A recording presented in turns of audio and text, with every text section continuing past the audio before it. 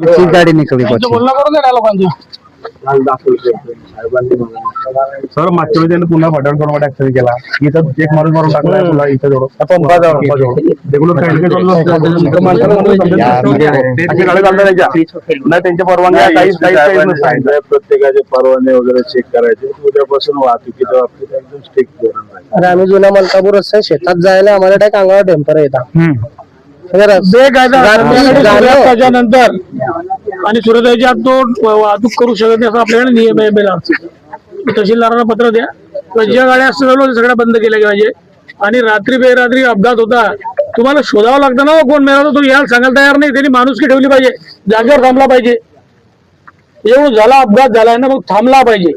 त्या लोकांना काय मदत केली पाहिजे दवाखान्यापर्यंत आणलं पाहिजे उपचार केला पाहिजे ही माणुसकी ठेवली पाहिजे तुम्ही पडून जाता तुमच्या 1000 गाड्या चालून तुम्ही पडून जाता त्यांचं गोरचचाच मार्ग नाही असं आले त्यांचे कामं करून चालले गेले एक बी मला ते विचारायला तयार नाही काय कोणाच बोलले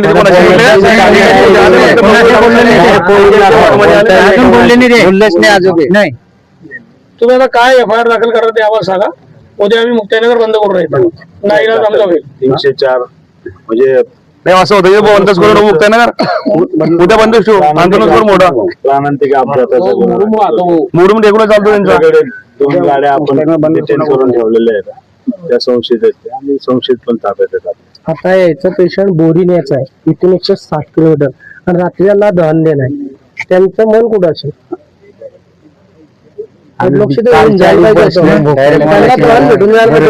सकाळचे आहे रात्री 12 वाजता झालं सर बोलणं पण SP यांच्याशी बोलायला तयार नाही का रात्री पेशंट या लोकांच्या संदर्भात भावनिक आहे की नाही काही भावना आदिवासी लोक आहेत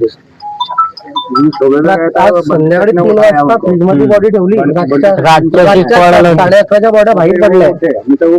वास येतो होता तिथं बाहेर उभे राहिले तो सुबह भी सुबह बंटी से आया 8 बजे उनका जगह आया तो फिर वो बाहर आए